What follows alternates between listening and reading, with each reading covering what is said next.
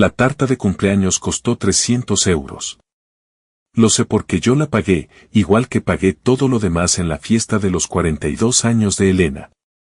La ironía no se me escapaba, estaba financiando mi propia ejecución pública con una sonrisa pegada en la cara, como el glaseado de un pastel caro. Carlos, cariño, ¿por qué no te sientas allí con los demás invitados? La voz de Elena destilaba una dulzura falsa mientras señalaba el extremo opuesto de la larga mesa en el Club Social del Río. Su dedo perfectamente manicurado apuntaba lejos de ella, lejos del asiento hacia el que yo me había dirigido por instinto.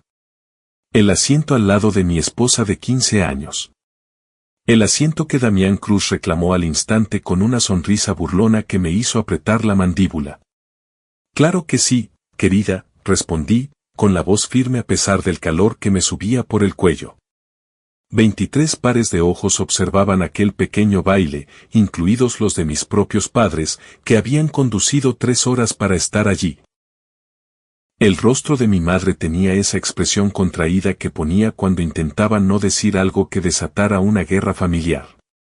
Damián se acomodó en lo que debería haber sido mi silla, su colonia cara se mezclaba con el perfume de Elena de un modo que me revolvió el estómago. Llevaba un reloj que yo nunca había visto antes. Un modelo de lujo que probablemente costaba más que el coche de la mayoría de la gente. El tipo de reloj que un empresario de la construcción como yo jamás compraría, aunque pudiera permitírmelo. ¡Qué fiesta tan bonita, Elena!, dijo Damián, con esa voz cargada de un encanto ensayado que seguramente había funcionado con la mitad de las mujeres de la sala. Estás absolutamente deslumbrante. Mi esposa se derritió bajo su atención. Le gustaba que él hablara de ella.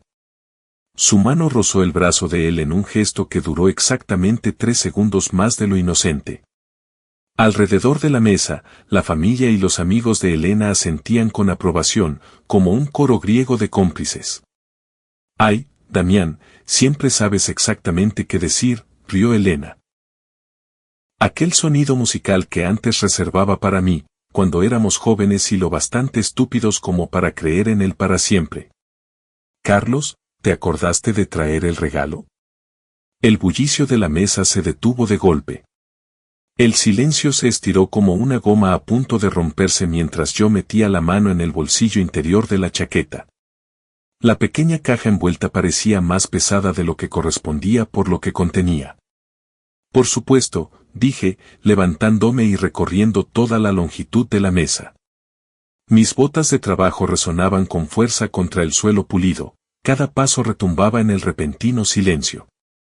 «Feliz cumpleaños, Elena». Ella tomó la caja con la misma sonrisa que usaba con los clientes que no le caían especialmente bien, pero a los que necesitaba impresionar. Sus dedos desataron la cinta con una eficiencia practicada mientras todos se inclinaban ligeramente hacia adelante. La curiosidad vencía a los buenos modales. Dentro de la caja, sobre papel de seda blanco, descansaba una sola llave. ¿Para qué es esto?, preguntó Elena, levantándola para que captara la luz de la araña del techo. «Es la llave de nuestra caja de seguridad», respondí, con la voz clara y audible en toda la sala. «La que contiene nuestro certificado de matrimonio, las pólizas de seguro y todos esos documentos importantes que hemos guardado juntos durante 15 años». Su sonrisa vaciló como una vela al viento. «Carlos, ¿qué estás? Te estoy dando acceso a todo», continué, en un tono conversacional, casi alegre, «porque supongo que lo necesitarás para los trámites del divorcio». La palabra, divorcio, golpeó la sala como una fuerza física. Alguien dejó caer una copa de vino que tintineó contra el plato. Verónica, socia de Elena y su mejor amiga desde la universidad, emitió un pequeño sonido ahogado. La sonrisa burlona de Damián desapareció por completo. «Carlos, estás siendo ridículo», dijo Elena, pero su voz había perdido ese filo de confianza. «Siéntate. Estás montando un espectáculo». «Oh, apenas estoy empezando con el espectáculo», respondí, extendiendo la mano hacia la enorme tarta de cumpleaños que dominaba el centro de la mesa. 3 capas de chocolate y vainilla con «Feliz cumpleaños, Elena», escrito en elegante script sobre la superficie. Verás, llevo semanas pensando en este momento, planeándolo, podría decirse. La madre de Elena, una mujer que nunca me había soportado y que nunca se había molestado en disimularlo, se levantó bruscamente. «Oiga, joven, Margarita», dije sin mirarla. «Esto aún no te concierne». La tarta pesaba más de lo que esperaba, pero la adrenalina tiene la capacidad de endurecer los músculos. Por un instante saboreé el terror absoluto en los ojos de Elena. ¿Querías una fiesta de cumpleaños memorable?, dije, mirando directamente a mi esposa mientras sostenía 300 euros de tarta y humillación sobre la cabeza perfectamente peinada de Damián. Espero que te guste el entretenimiento. La tarta impactó contra Damián con un sonido húmedo y satisfactorio que envió glaseado de chocolate volando en todas direcciones. Él gritó de verdad, mientras trozos de tarta se deslizaban por su rostro y caían sobre su traje caro. El golpe lo derribó hacia atrás en la silla, agitando los brazos mientras intentaba quitarse el pastel de los ojos. Pero yo no había terminado. Sobre la mesa principal, los organizadores de la fiesta habían colgado un enorme adorno inflable en forma del número 42. Flotaba suavemente con el aire acondicionado, sujeto por cintas plateadas. Agarré el cuchillo de la tarta de la mesa, un cuchillo de verdad, no uno de esos inútiles de plástico, y, con un movimiento fluido, lo clavé directamente en el globo. El estallido sonó como un disparo en el espacio cerrado. Los confeti que habían metido dentro explotaron hacia afuera, lloviendo sobre todos como una nevada de colores. La gente gritó, se agachó, cubrió las copas de vino con las manos mientras trozos de papel y serpentinas metálicas se posaban sobre sus ropas caras y sus peinados cuidados. En medio del caos, subí primero a mi silla y luego a la mesa, plantándome entre los platos desparramados y las copas volcadas. Mis botas de trabajo crujían sobre el confeti caído mientras contemplaba los restos de la fiesta perfecta de Elena. «Señoras y señores», anuncié, con la voz cortando el ruido y la confusión. «Quiero darles las gracias a todos por haber venido esta noche, por ser testigos de este momento. Durante 15 años he visto cómo mi esposa se convertía en alguien que no reconozco. En alguien que se cree demasiado buena para el hombre que le construyó la vida de la que ahora quiere escapar». Elena permanecía inmóvil. El glaseado salpicaba su vestido de diseño, su boca se abría y cerraba como la de un pez fuera del agua. He visto a sus amigos, a nuestros amigos, tratarme como a un empleado en mi propia mesa. He sonreído y asentido mientras su familia hacía bromas sobre mi trabajo, mi ropa, mi camioneta, todo lo que no era lo bastante bueno para su preciosa Elena. Damián, aún aturdido, intentaba quitarse el pastel del pelo. Su reloj de lujo ahora decorado con glaseado de chocolate. Parecía un niño que se había caído de bruces en su propia tarta de cumpleaños, aunque los niños suelen verse más contentos. Pero esta noche, continué, esta noche me he dado cuenta de algo importante. Ya no tengo que soportarlo. Ya no tengo que fingir que este matrimonio funciona. Ya no tengo que financiar mi propia humillación y llamarlo amor. Saqué el teléfono y lo levanté para que todos vieran la pantalla. Sonrían, todos. Esto va directo a las redes. La gran fiesta de cumpleaños de Elena, exactamente tan memorable como ella quería que fuera. El flash de la cámara saltó 3 veces antes de que nadie pensara en moverse. Para entonces yo ya había saltado de la mesa y caminaba hacia la salida, mis botas crujiendo sobre la alfombra de confeti que había creado. «Carlos». La voz de Elena restalló como un látigo a mi espalda. «Carlos, vuelve aquí. No puedes irte así». Me detuve en la puerta y me giré una última vez. Elena estaba de pie entre los restos de su fiesta, con glaseado en el pelo, el rostro enrojecido por la vergüenza y la rabia. Damián permanecía hundido en su silla, como si lo hubiera atropellado un camión en vez de una tarta. Los demás invitados me miraban con expresiones que iban del shock al divertimento apenas disimulado. Feliz cumpleaños, Elena, dije, dedicándole la misma sonrisa falsa que ella me había regalado durante meses. Espero que hayas conseguido todo lo que deseabas. La puerta se cerró detrás de mí con un clic satisfactorio, cortando el caos que había dejado a mi espalda. Fuera, en el aparcamiento, el aire fresco de la noche me golpeó el rostro como una liberación. Mis manos temblaban, no de miedo, sino por la pura descarga de adrenalina de haber luchado, por fin, de vuelta. Saqué el teléfono y busqué entre los contactos hasta encontrar el número que necesitaba. Miguel contestó al segundo tono. Miguel, soy Carlos. ¿Recuerdas lo que me dijiste sobre Elena y el dueño del gimnasio? Hice una pausa, escuchando los sonidos ahogados del caos que aún salían del restaurante. Tenías razón. Es hora de empezar a escarbar en serio. Miguel había sido policía durante 20 años antes de que una bala en la rodilla lo convenciera de que la investigación privada ofrecía mejores horarios y menos gente disparándole. Aún tenía pinta de policía, hombros anchos, ojos desconfiados y un bigote que parecía sacado de una película de acción de los 80. ¿Estás seguro de que quieres seguir por este camino? Preguntó, deslizando una carpeta sobre la mesa de la cafetería donde habíamos quedado. Una vez que veas lo que hay aquí, ya no podrás volver a fingir que todo está bien. Abrí la carpeta y al instante deseé no haberlo hecho. La primera fotografía mostraba a Elena y Damián besándose fuera del edificio de apartamentos de él.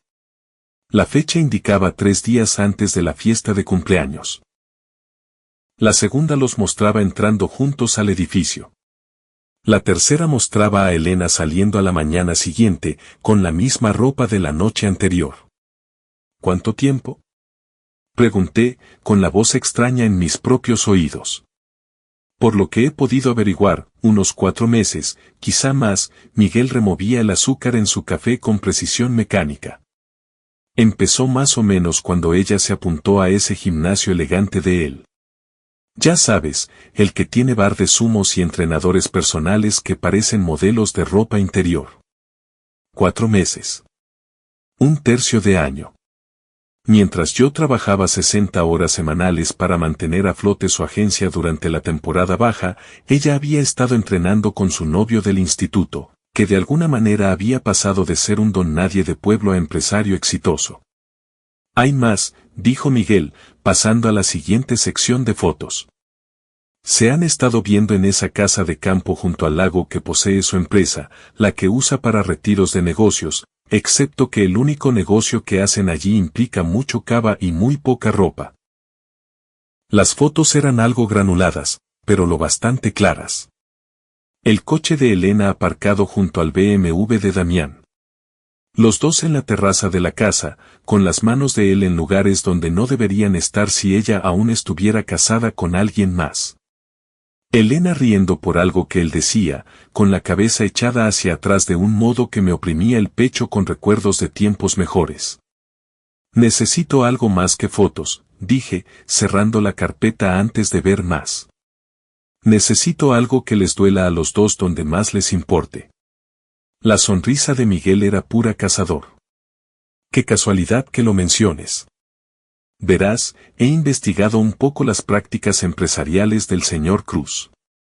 Resulta que su imperio de gimnasios no es tan sólido como le gusta hacer creer a la gente.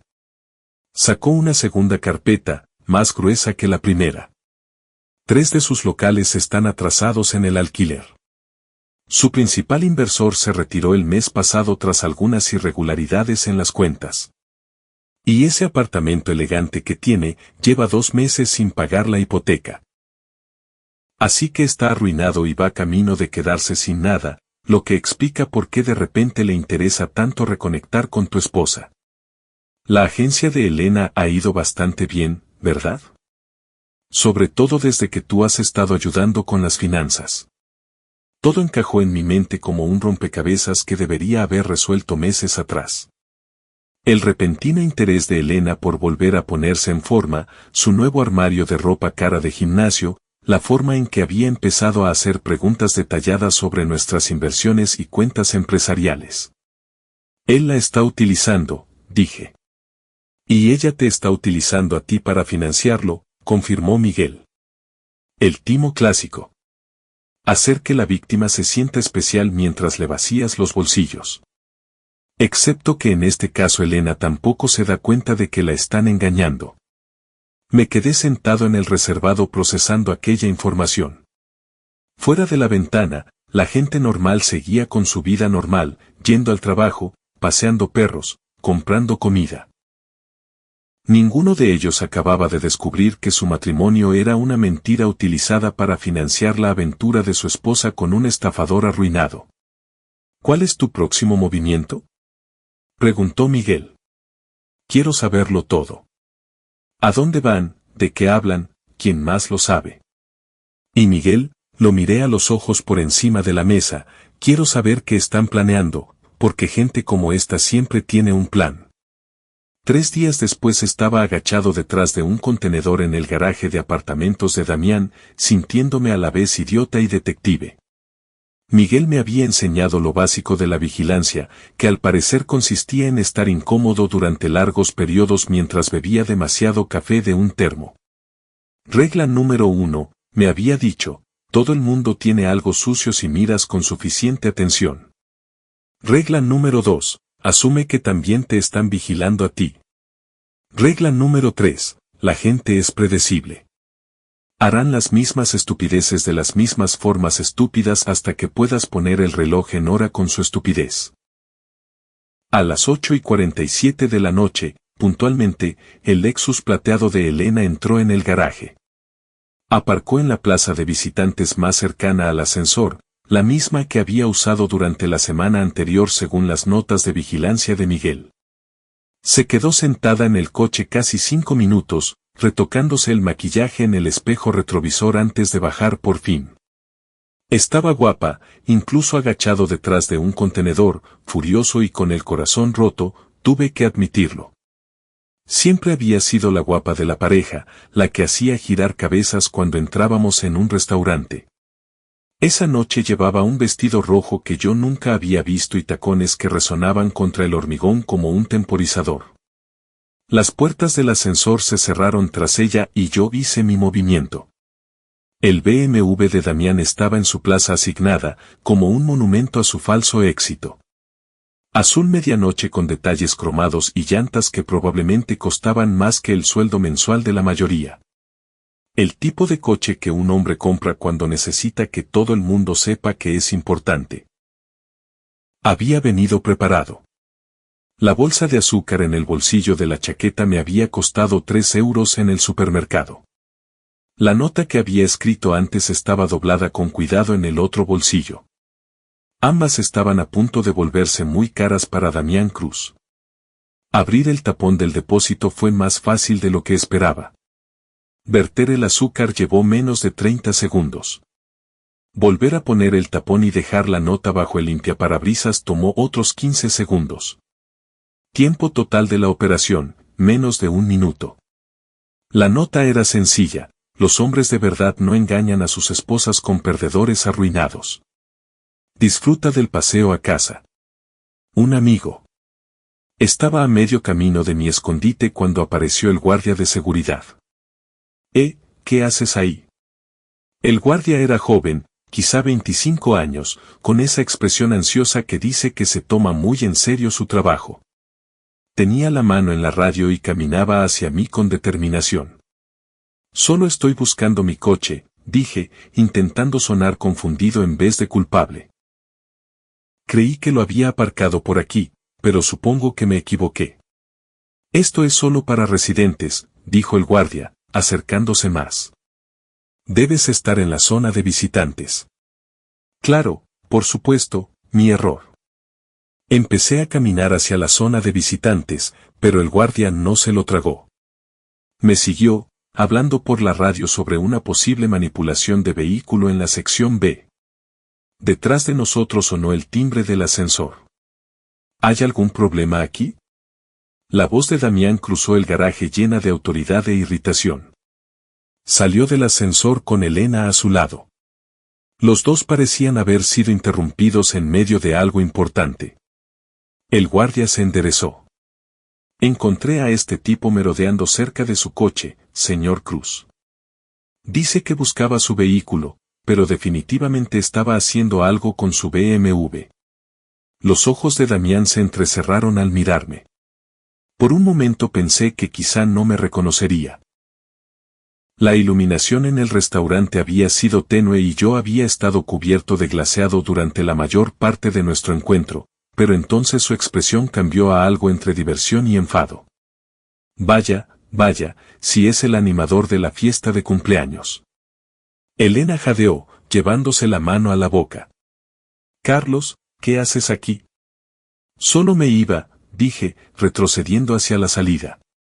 Qué noche tan agradable para dar una vuelta, ¿no crees? El guardia parecía confundido, mirando entre los tres como si intentara resolver un puzzle con piezas que faltaban.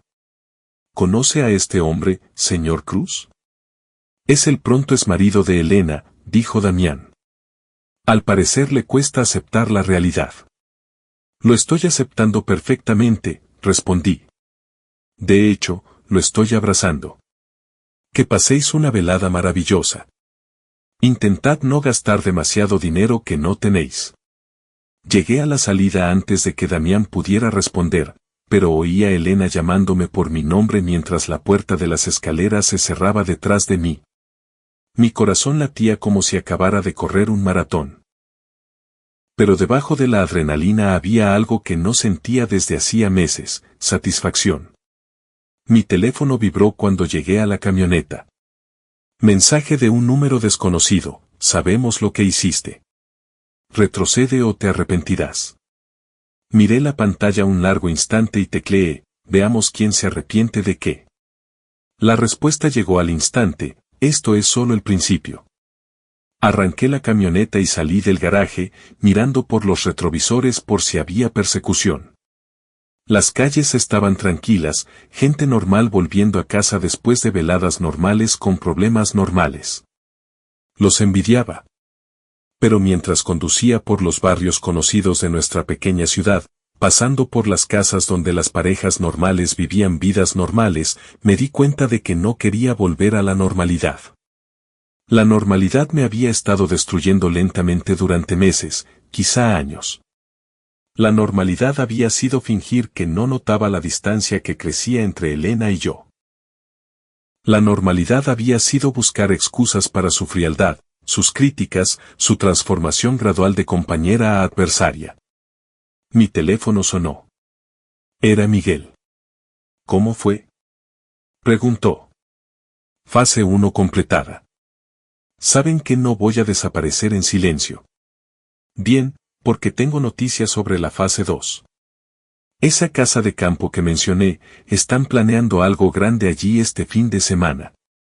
Verónica está involucrada, y también la asistente de Elena. Lo que estén cocinando ya no es solo la aventura. Aparqué en la entrada de casa y me quedé un momento sentado en la camioneta, mirando la casa que Elena y yo habíamos comprado juntos 8 años atrás. Entonces éramos felices. O al menos yo creía que lo éramos. Hablábamos de tener hijos, de envejecer juntos, de todos los sueños que parecen posibles cuando eres joven y lo bastante estúpido como para creer en él para siempre. Carlos, ¿estás ahí? Sí, estoy aquí. ¿Qué necesitas que haga? Prepárate para moverte rápido.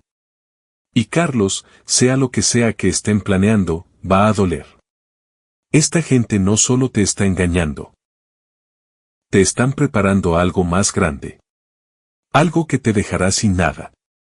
Miré la vida que había construido y que estaba a punto de perder y sentí algo frío asentarse en mi pecho. Entonces será mejor que nos aseguremos de que ellos lo pierdan todo primero.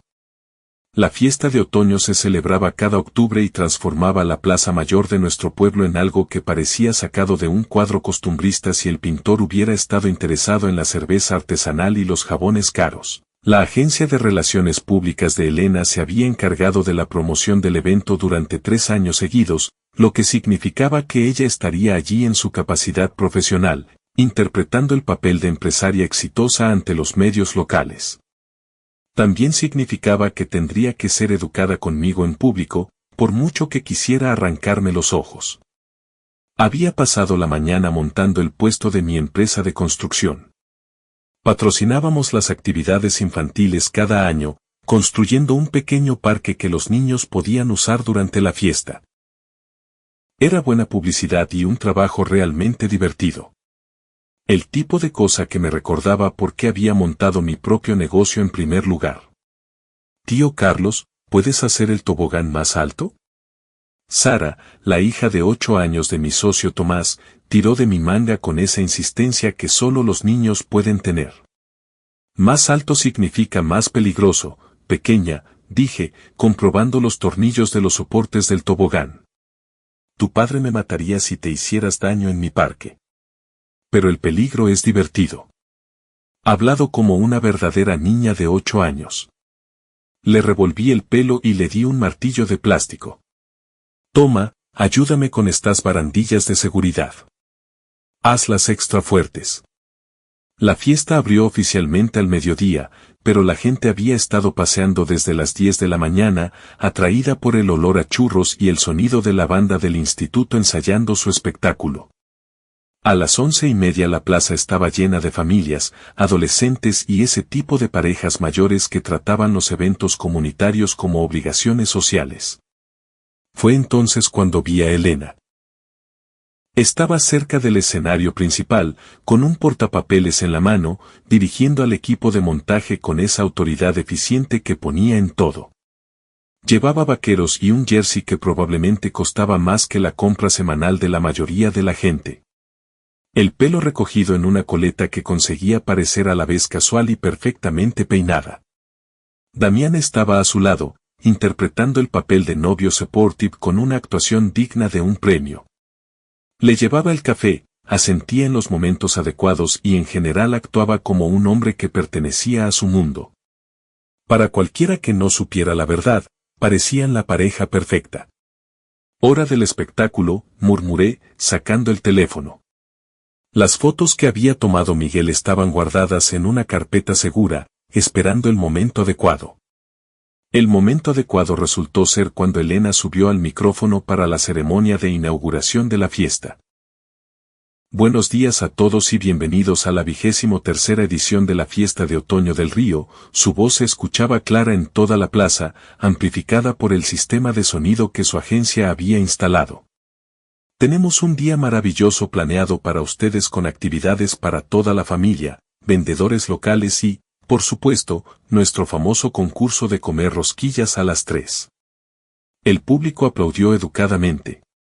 Los padres reunían a los niños, los adolescentes se agrupaban alrededor de las casetas de juegos y el fotógrafo del periódico local sacaba instantáneas para la edición de la semana siguiente.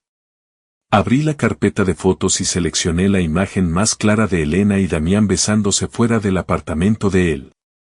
Luego abrí la página de Facebook del pueblo, la que todo el mundo usaba para compartir noticias, cotilleos y quejas sobre la recogida de basura, y subí la foto con un pie sencillo. Parece que algunos se están poniendo en forma de más maneras en el gimnasio Cruz. Supongo que los votos matrimoniales no incluían una cláusula de membresía de gimnasio. La reacción fue inmediata.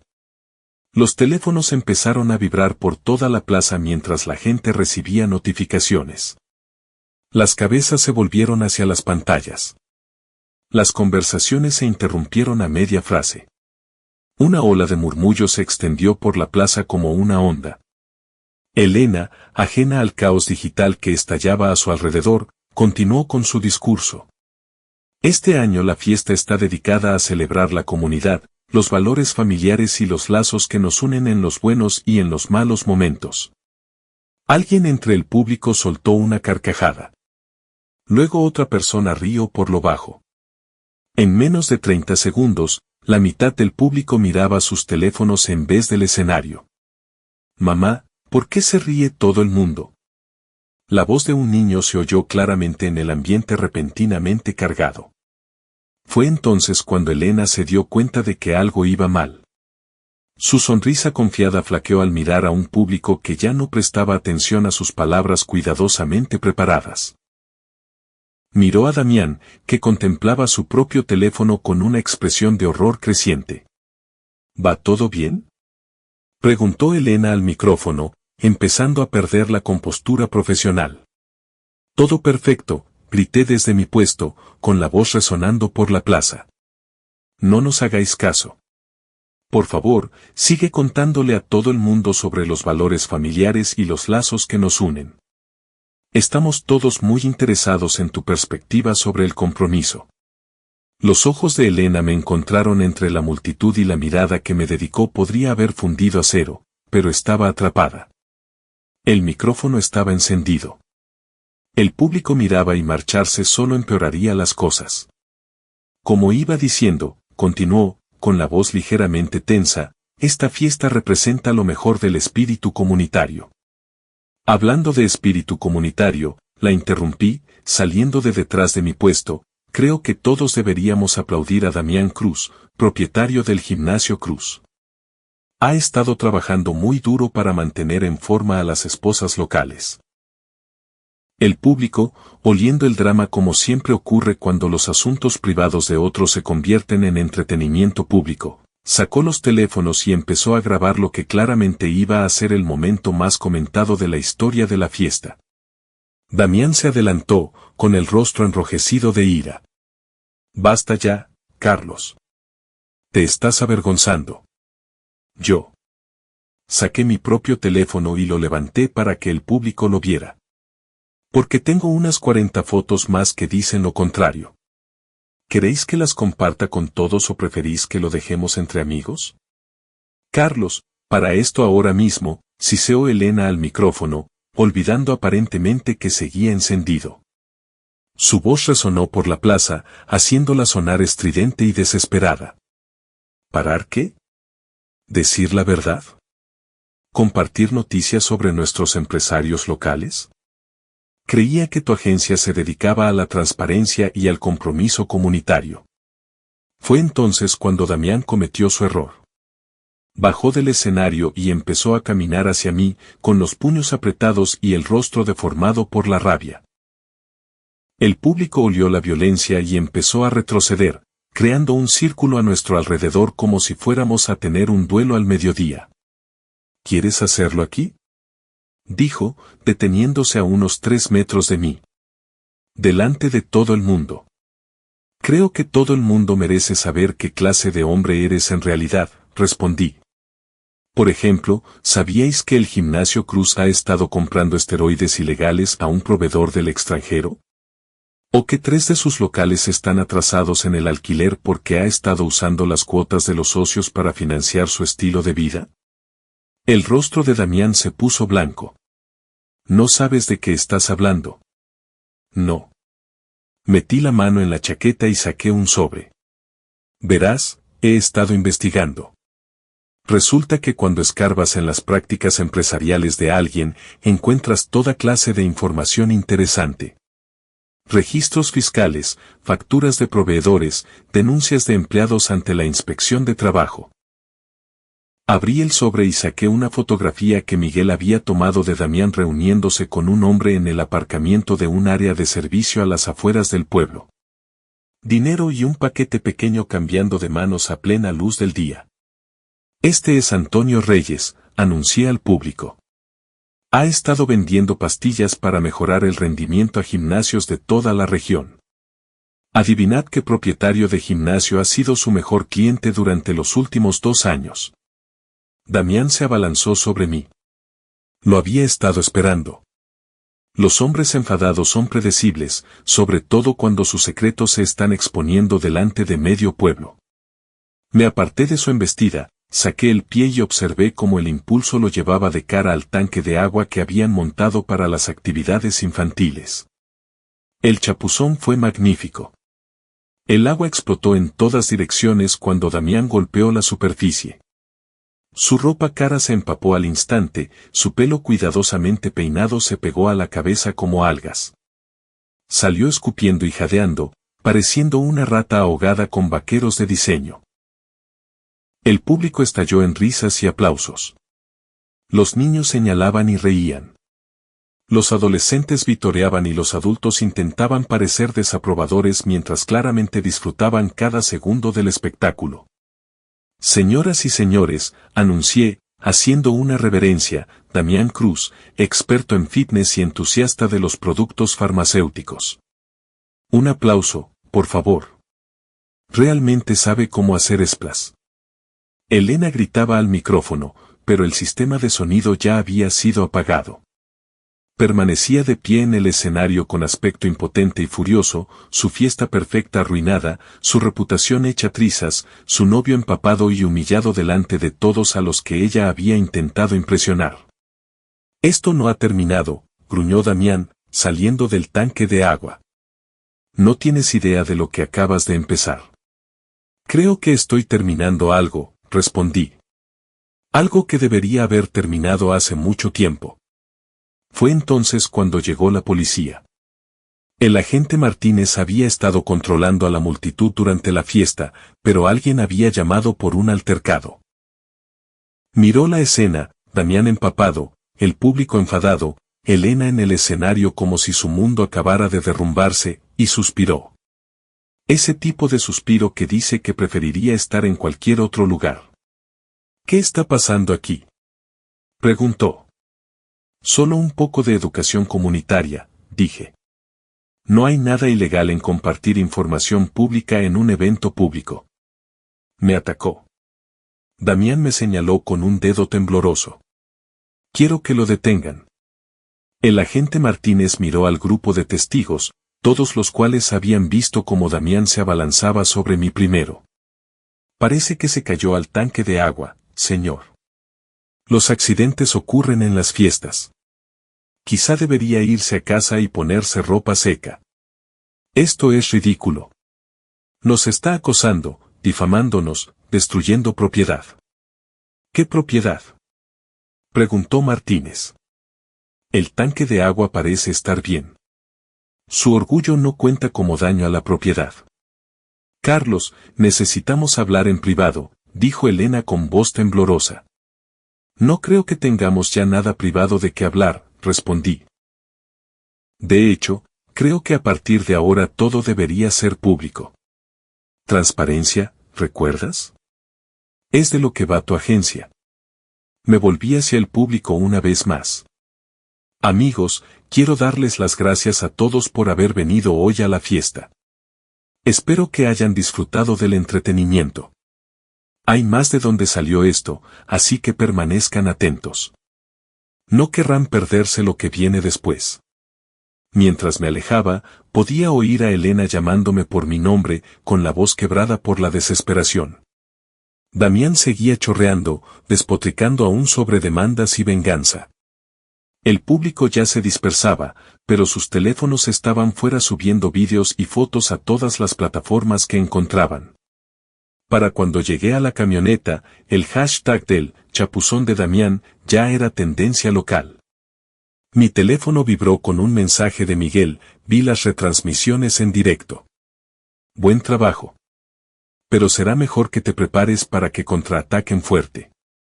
Gente como esta no cae sin pelear. Arranqué la camioneta y me alejé de la fiesta, dejando atrás el caos que había creado. En el retrovisor podía ver a Elena y Damián discutiendo en el escenario, su lenguaje corporal gritaba acusaciones mutuas y reproches. Fase 2 completada. Pero Miguel tenía razón. Esto estaba lejos de haber terminado. Ahora vendrían a por mí, y no iban a jugar limpio. Menos mal que yo nunca había sido muy partidario de jugar limpio tampoco. La casa de campo junto al lago se encontraba en 3 hectáreas de terreno privilegiado a unos 20 kilómetros del pueblo, escondida detrás de un muro de pinos y ese tipo de privacidad que solo el dinero puede comprar. Según los registros municipales que Miguel había consultado, pertenecía a la empresa de Damián y figuraba como instalación para retiros corporativos a efectos fiscales. Lo que los registros no mencionaban era que había sido el nido de amor de Elena y Damián durante los últimos 4 meses. ¿Estás seguro de esto?, preguntó Pedro desde el asiento del copiloto de mi camioneta. Mi hermano menor había venido desde Valencia cuando lo llamé, sin hacer preguntas, trayendo consigo una caja de herramientas llena de equipo cuya legalidad probablemente prefería no conocer. Estoy seguro de que están planeando algo grande, respondí, apagando las luces al girar por el estrecho camino de tierra que llevaba a la casa. Miguel ha estado siguiendo sus comunicaciones. Ya no se trata solo de una aventura. Están coordinando algo. Algo que implica a la socia de Elena, a su asistente y mucho papeleo. ¿Y crees que las pruebas están ahí dentro? Creo que se sienten seguros allí. Lo bastante seguros como para dejar cosas tiradas que no dejarían en ningún otro sitio. La casa apareció entre los árboles como algo sacado de un catálogo de alquileres vacacionales. Revestimiento rústico de madera, porche envolvente, ventanales que daban al lago. El Lexus de Elena y el BMW de Damián estaban aparcados en la rotonda de la entrada, lo que significaba que estaban dentro, probablemente disfrutando de una cena romántica mientras planeaban mi destrucción financiera. Aparcamos a medio kilómetro y volvimos caminando por el bosque. Pedro llevaba su caja de herramientas como un ladrón profesional. Yo llevaba esa energía nerviosa que surge cuando sabes que estás a punto de cruzar varias líneas legales que nunca habías cruzado antes. Allí, susurró Pedro, señalando una ventana del sótano en el lateral de la casa que daba lejos del lago. Parece que solo está cerrada con pestillo, no con llave. Dame 2 minutos. Mi hermano había pasado su adolescencia entrando en lugares donde no debía. Una habilidad que le había costado 2 detenciones y que finalmente lo había motivado a convertirse en cerrajero y consultor de seguridad legítimo. Esa noche su juventud malgastada estaba a punto de dar sus frutos. La ventana se abrió casi sin ruido. Pedro se coló primero y luego me ayudó a bajar a lo que resultó ser un sótano terminado con barra, muebles de cuero y ese tipo de iluminación romántica que me daban ganas de golpear algo. Acogedor, murmuró Pedro. Tu esposa tiene un gusto caro para los lugares de infidelidad. Se oían voces arriba. La risa de Elena, el tono más grave de Damián, el tintineo de copas de vino y la música sonando suavemente. Parecían relajados, cómodos, completamente ajenos a que su santuario privado había sido comprometido. El sótano se había convertido en un espacio de oficina con archivadores, un escritorio cubierto de papeles y un ordenador portátil que seguía abierto y con sesión iniciada. Al parecer, la conciencia de seguridad de Damián no llegaba hasta la protección con contraseña. Premio gordo, susurré, sentándome en la silla del escritorio mientras Pedro vigilaba desde la ventana. El portátil contenía un tesoro de información que me hizo temblar las manos mientras lo revisaba. Hilos de correos entre Elena y Damián que se remontaban 6 meses, discutiendo no solo su aventura, sino planes detallados para lo que llamaban, la transición. Documentos financieros que mostraban cómo Elena había estado trasladando dinero poco a poco de nuestras cuentas conjuntas a cuentas controladas por su empresa. Borradores de documentos de divorcio que me dejarían casi sin nada mientras alegaban que yo había sido abusivo, infiel y financieramente irresponsable.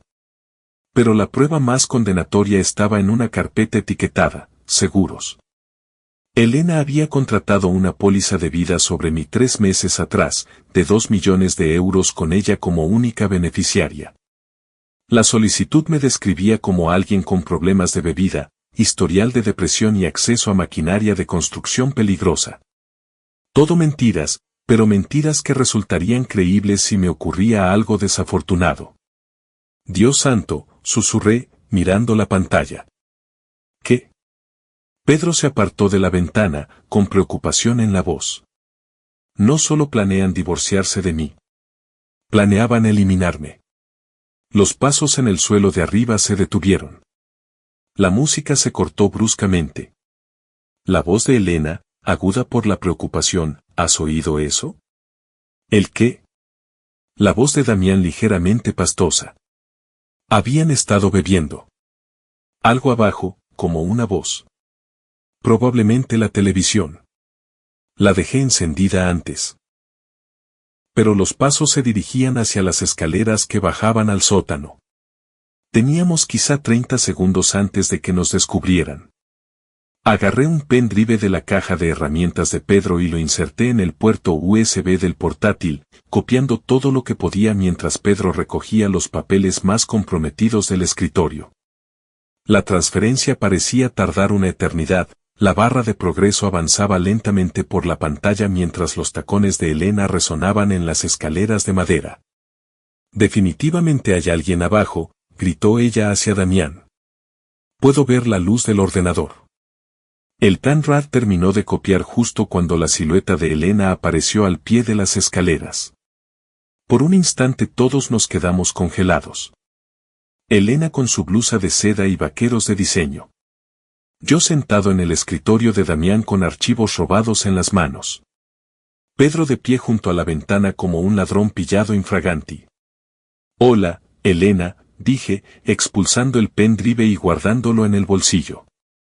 Qué noche tan agradable para una escapada romántica. Carlos, su voz era una mezcla de shock, miedo y furia. ¿Qué haces aquí? ¿Cómo has entrado? De la misma forma que tú entraste en mis cuentas bancarias, respondí, levantándome lentamente a través de una ventana de oportunidad sin cerrar. Damián apareció detrás de ella y su rostro pasó por varias expresiones en rápida sucesión, sorpresa, ira y luego algo que parecía casi alivio. Vaya, vaya, dijo, empezando a bajar las escaleras. ¿Ahora allanamiento de morada? Eso es un delito grave, Carlos. Te enfrentas a una pena seria.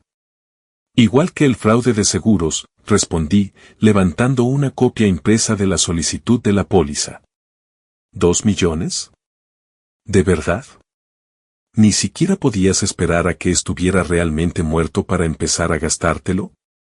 El rostro de Elena se puso blanco. No sé de qué estás hablando. Claro que no. Igual que no sabes nada de los documentos financieros falsificados, las falsas acusaciones de maltrato o el plan para declararme mentalmente inestable para poder tomar el control de mis bienes empresariales. Damián estaba ya a mitad de las escaleras y yo podía ver el cálculo en sus ojos.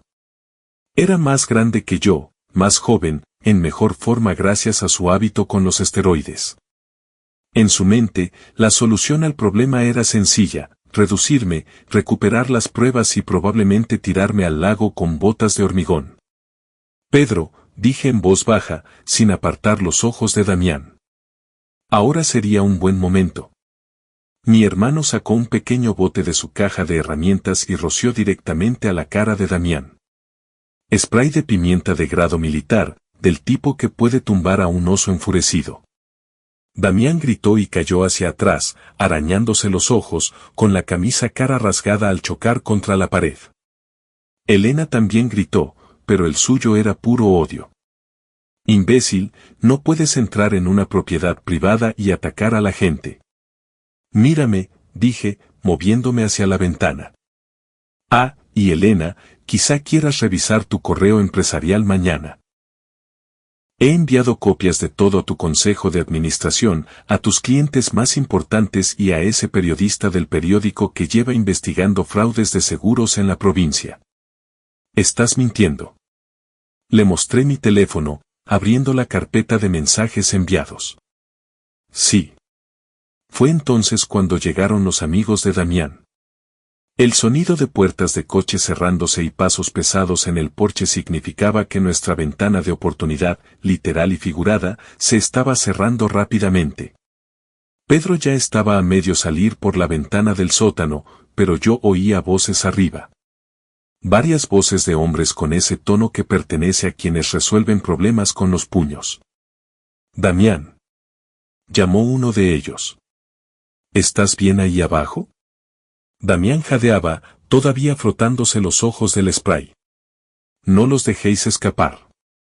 Me lancé por la ventana justo cuando el primero de los amigos musculosos de Damián aparecía en lo alto de las escaleras. Pedro me agarró del brazo y me puso en pie y corrimos por el bosque como si nos fuera la vida en ello, que, considerando lo que acabábamos de descubrir, probablemente era así. Detrás de nosotros, los haces de linternas cortaban la oscuridad y los hombres se gritaban instrucciones unos a otros. Estaban organizados, sistemáticos, el tipo de gente que había hecho esto antes. Pero Pedro y yo conocíamos aquellos bosques de las acampadas de la infancia y llegamos a la camioneta mientras ellos aún se abrían paso entre la maleza a 100 metros detrás de nosotros. Arranqué el motor y salí sin luces, guiándome por la luz de la luna hasta llegar a la carretera principal. Solo entonces encendí las luces y aceleré hacia el pueblo, con el corazón latiéndome como un martillo neumático en el pecho.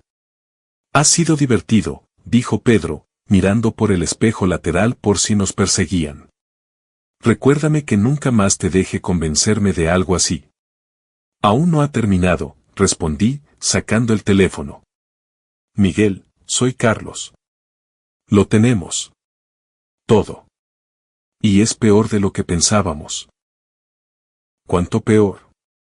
«Peor de homicidio. Planeaban eliminarme por el dinero del seguro». La línea se quedó en silencio un largo momento. «¿Dónde estás ahora?» «De camino al pueblo». «No vayas a casa. No vayas a ningún sitio donde esperen encontrarte. Ahora estarán desesperados y la gente desesperada hace estupideces». Miré a Pedro, que asintió con gravedad. ¿Alguna sugerencia? Sí. Es hora de pasar de la defensa al ataque. Reúnete conmigo en la oficina en 1 hora. Y Carlos, trae todo lo que encontraste. Mañana los vamos a destruir. La agencia de relaciones públicas de Elena ocupaba la planta superior del centro de negocios del Río. Paredes de cristal y muebles modernos diseñados para impresionar a clientes con dinero que gastar en gestión de imagen. Había estado allí exactamente 3 veces en los 5 años desde que ella empezó el negocio, 2 para fiestas de Navidad y 1 para arreglar un problema de fontanería que el mantenimiento del edificio no había podido resolver. Hoy sería mi 4ª y última visita. ¿Estás seguro de que esto va a funcionar?, preguntó Pedro desde el asiento del copiloto mientras entrábamos en el garaje. Eran las 7:30 de la mañana de un martes. Lo bastante temprano como para que la mayoría de los inquilinos del edificio no hubieran llegado aún, pero lo bastante tarde como para que Elena y su equipo estuvieran allí preparando su reunión semanal de socios. «Funcionará», respondí, comprobando el teléfono por tercera vez en 5 minutos. Elena es una criatura de costumbres. Todos los martes a las 8 de la mañana se reúne con Verónica y los demás socios para revisar cuentas y planificar estrategias. Estarán todos en la sala de conferencias principal. La que tiene paredes de cristal frente al ascensor. ¿Estás seguro de que Miguel instaló el equipo de audio? Lleva 6 meses trabajando en la seguridad del edificio. Confía en mí, esa sala de conferencias está más cableada que un estudio de grabación. El trayecto en ascensor hasta la 12ª planta se sintió como ascender hacia mi propia ejecución. Pero cuando se abrieron las puertas, no sentí más que una fría determinación. Elena había hecho esto personal cuando decidió eliminarme por dinero del seguro. Ahora era el momento de mostrarle que era realmente lo personal. La zona de recepción de la agencia estaba vacía. La recepcionista de Elena no empezaba hasta las 9, pero se oían voces desde la sala de conferencias. La risa de Elena, el tono nasal de Verónica y otras 2 voces que reconocí como las de las Osías Jr. que nunca me habían caído bien, pero que siempre habían sido educadas conmigo en la cara. Caminé por la recepción como si fuera el dueño del lugar. Pedro detrás de mí llevando un maletín que contenía copias de todo lo que habíamos encontrado en la casa de campo. Las paredes de cristal de la sala de conferencias significaban que podían vernos venir. Pero para cuando Elena levantó la vista de sus papeles, ya habíamos cruzado la puerta. «Buenos días, señoras», dije, acomodándome en la silla que presidía la mesa, la que Elena solía ocupar. «Espero que no os importe que Pedro y yo nos unamos a la reunión de hoy. Tenemos algunos asuntos que discutir». El rostro de Elena pasó por varias expresiones, sorpresa, ira, miedo y finalmente una especie de cálculo frío que me dijo que ya estaba planeando su contraataque. «Carlos, no puedes irrumpir aquí así», dijo, con la voz firme a pesar de las circunstancias. Esto es una reunión de negocios privada. En realidad, está a punto de volverse muy pública, respondí, abriendo el maletín de Pedro y extendiendo documentos sobre la mesa pulida. Verás, he estado investigando las prácticas de tu empresa y he descubierto algunas irregularidades interesantes. Verónica, socia de Elena y su cómplice de siempre, se inclinó hacia adelante con esa preocupación falsa que había perfeccionado durante años gestionando crisis ajenas. Carlos, sé que estás pasando por un momento difícil con el divorcio, pero esto no es el lugar apropiado, Verónica, dije amablemente. Los adultos están hablando. Su boca se cerró como una trampa, con los ojos muy abiertos por la sorpresa.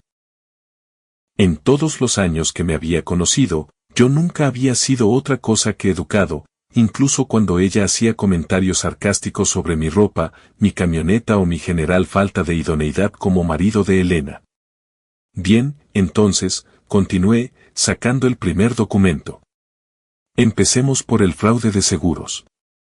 Elena, ¿te gustaría explicar a tus socias por qué contrataste una póliza de vida de 2 millones de euros sobre tu marido sin su conocimiento? La temperatura de la sala pareció bajar 10 grados. Las dos socias junior, Sara y Michelle, jóvenes, ambiciosas y de repente muy interesadas en la conversación, intercambiaron miradas que decían que ya estaban calculando cómo afectaría este escándalo a sus propias carreras. No sé de qué estás hablando, dijo Elena, pero su voz carecía de convicción. ¿De verdad? Porque tengo aquí una copia de la solicitud, firmada con una falsificación bastante buena de mi firma, en la que se me describe como alguien con problemas de bebida y acceso a maquinaria de construcción peligrosa. El tipo de solicitud que haría que mi fallecimiento accidental pareciera muy plausible a un investigador de seguros. Deslicé el documento sobre la mesa. Sara lo tomó, lo leyó y palideció. Elena, dijo en voz baja. Por favor, dime que esto no es real. Es real, confirmé. Igual que los correos entre Elena y su novio discutiendo cómo hacer que mi final parezca accidental. Igual que los documentos financieros que muestran cómo ha estado saqueando sistemáticamente nuestras cuentas conjuntas para financiar su nueva vida con un estafador arruinado que la ha estado usando para pagar sus deudas. Basta ya, Elena se levantó bruscamente, con la silla rodando hacia atrás contra la pared de cristal. Estás allanando y haciendo acusaciones difamatorias. Quiero que salgas de aquí ahora mismo o llamo a seguridad. Adelante, dije, sacando mi teléfono. Pero deberías saber que todo lo que estamos discutiendo se está grabando, audio y video, y se está retransmitiendo en directo a un público muy interesado. El rostro de Elena se puso blanco. ¿Qué? Levanté el teléfono, mostrando la interfaz de la retransmisión en directo con un contador de espectadores que subía rápidamente. Sonrían, todos. Estáis en directo en Internet. Decid hola a los espectadores de casa. El pánico en la sala fue inmediato y eléctrico. Verónica empezó a balbucear sobre leyes de privacidad y consentimiento. Las socias junior revisaban frenéticamente sus propios teléfonos y Elena parecía a punto de desmayarse. No puedes hacer esto, susurró Elena. Esto es ilegal. Esto es acoso. En realidad, esto es justicia, respondí. Y apenas estamos empezando. Pedro, ¿te gustaría compartir lo que encontramos en la casa de campo?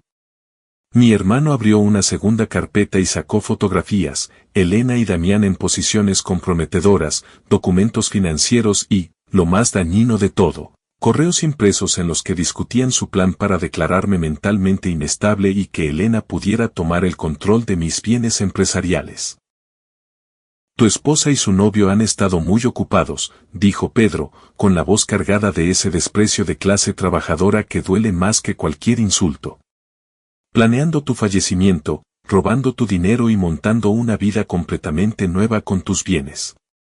Vaya operación tan elegante que tenéis aquí, señoras. Sara y Michelle estaban leyendo los correos ahora, con sus expresiones pasando de la sorpresa al asco y a esa ira fría que surge al darse cuenta de que habían estado trabajando para criminales. No teníamos ni idea, dijo Sara, mirando directamente a la cámara del teléfono. Para quien esté viendo esto, quiero dejar claro que las Socias Junior no tuvimos nada que ver con ninguna de estas actividades. Ni yo, añadió Verónica rápidamente, lanzando a Elena debajo del autobús con la velocidad de alguien que había practicado el arte de la autopreservación. Elena miró alrededor de la mesa a sus socias, sus amigas, sus empleadas, y solo vio abandono y traición. El imperio que había construido se derrumbaba en tiempo real y todo el mundo se apresuraba a apartarse de los escombros. Esto no ha terminado, dijo, con la voz temblando de rabia. ¿Creéis que podéis destruir todo lo que he construido? ¿Creéis que podéis humillarme y marcharos sin más? Creo que ya lo he hecho, respondí, levantándome y recogiendo los documentos. Tu negocio está acabado, Elena. Tu reputación destruida. Tu novio está arruinado y desesperado, y tu esquema de fraude de seguros es ahora de dominio público. ¿Qué crees exactamente que te queda para luchar? Fue entonces cuando cometió su error final. Elena agarró un pisapapeles de cristal de la mesa de conferencias, un premio que la agencia había ganado por excelencia en gestión de crisis, y lo lanzó hacia mi cabeza con toda la furia de una mujer que ve cómo su mundo se derrumba. Me agaché. El pisapapeles se estrelló contra la pared de cristal detrás de mí, enviando grietas en forma de telaraña por la superficie. El sonido fue como un disparo en el espacio cerrado y el simbolismo era perfecto, Elena destruyendo su propia casa de cristal en un acto final de rabia desesperada. Y ahí lo tenemos, dije a la cámara. Elena Martínez, todo el mundo, experta en gestión de crisis y agresora frustrada.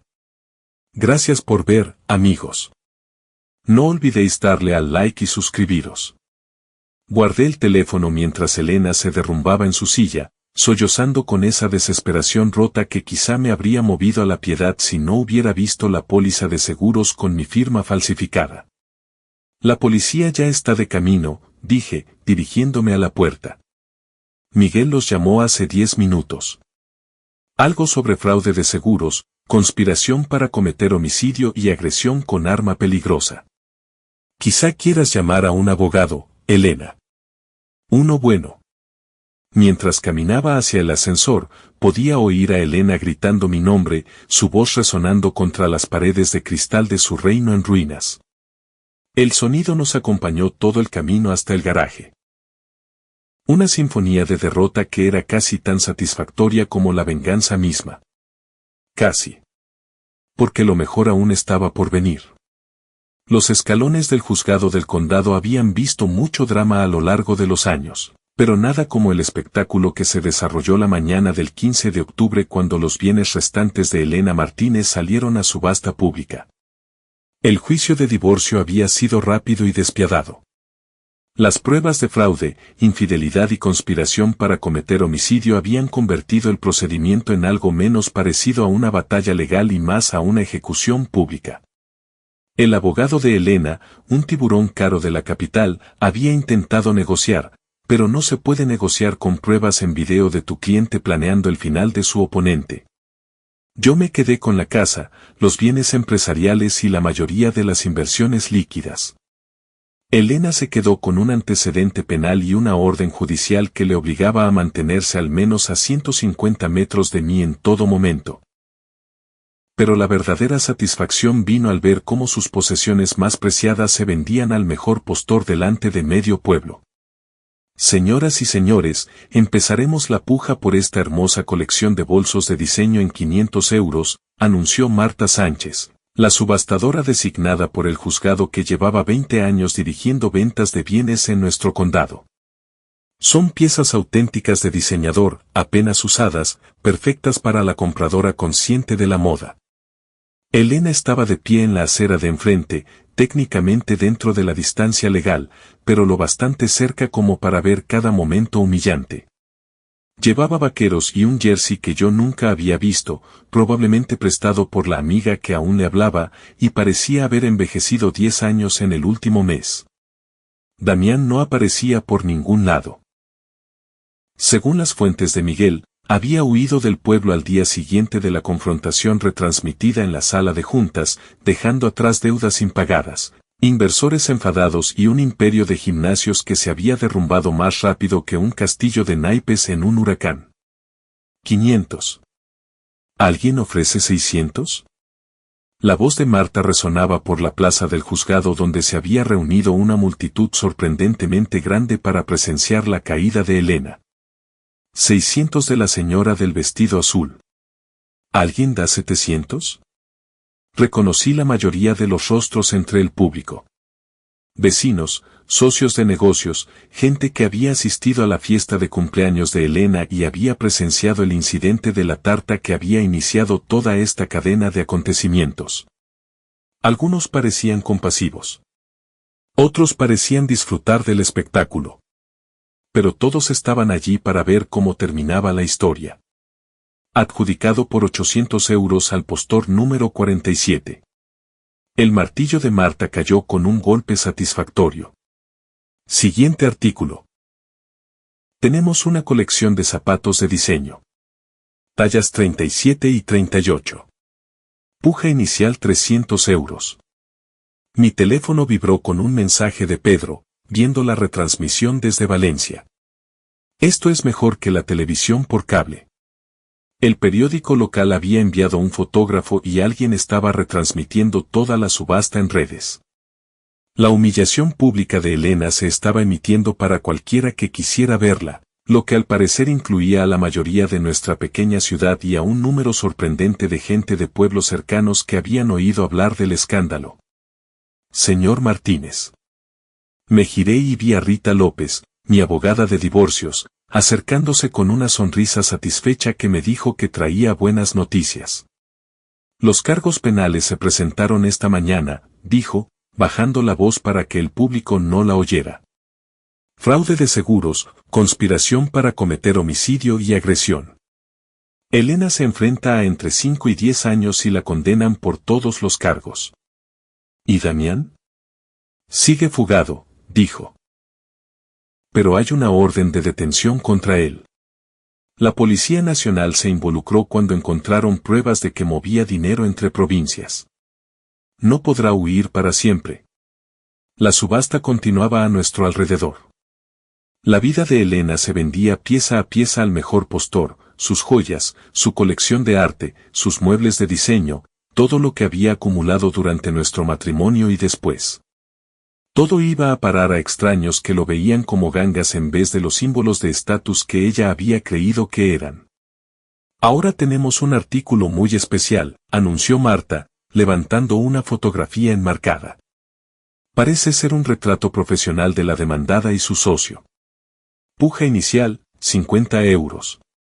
La fotografía mostraba a Elena y Damián en algún evento benéfico, ambos vestidos de gala y sonriendo como si fueran dueños del mundo.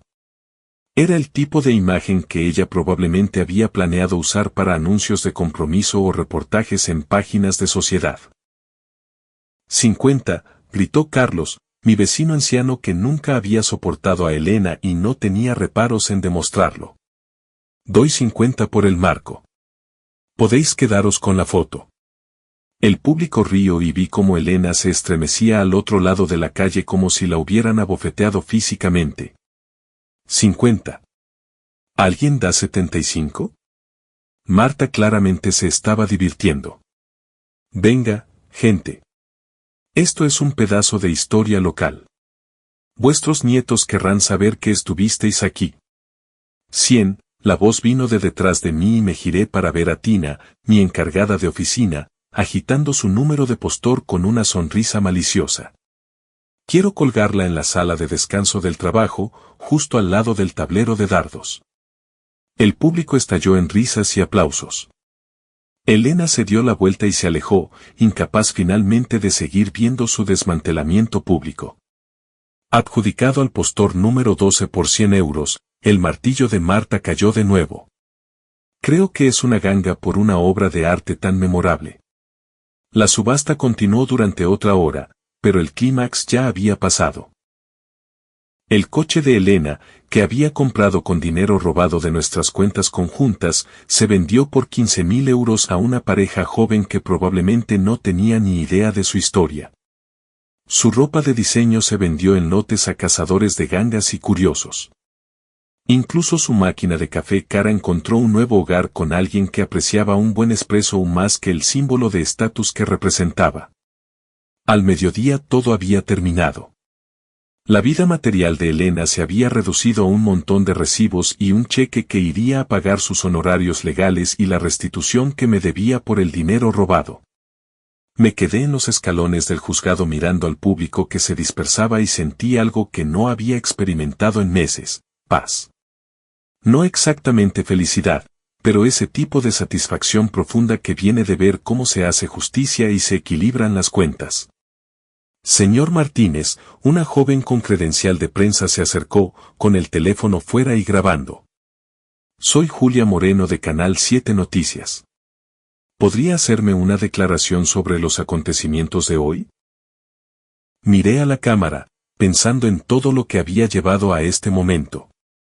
La humillación de la fiesta de cumpleaños, el descubrimiento de la aventura, el allanamiento de la casa de campo, el fraude de seguros, las confrontaciones públicas, todo convergiendo en este ajuste de cuentas final y público.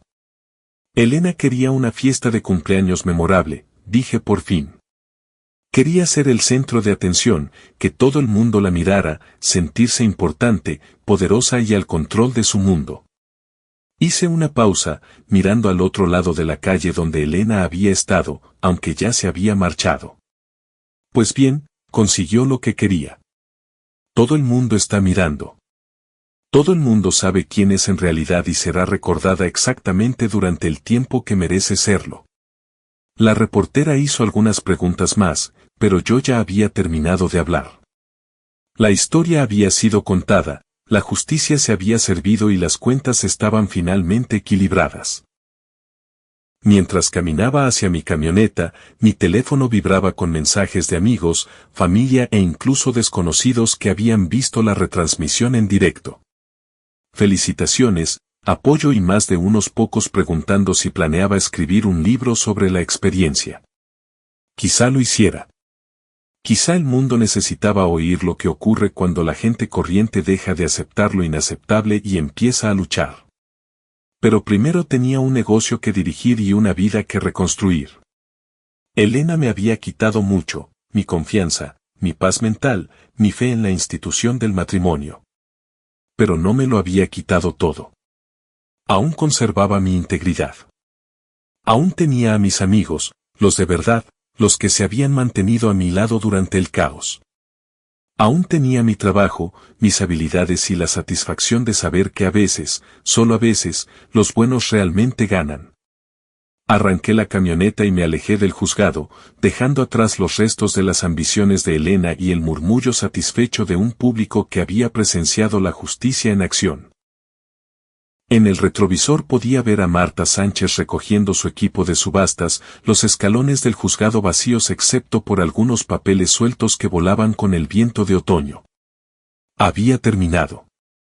Por fin, completamente, satisfactoriamente terminado. Elena había querido bailar en su fiesta de cumpleaños, ser la reina del baile mientras humillaba al marido del que se había cansado. En cambio, había recibido un tipo de baile completamente distinto. Un baile con consecuencias, con justicia, con ese tipo de rendición de cuentas pública que te sigue el resto de la vida. En cuanto a mí, había terminado de bailar al son de la música de otros. A partir de ahora sería yo quien marcara el ritmo. Y si ese ritmo sonaba a venganza servida bien fría con un toque de justicia poética, pues muy bien por mí. El último baile había terminado y yo era el único que quedaba en pie.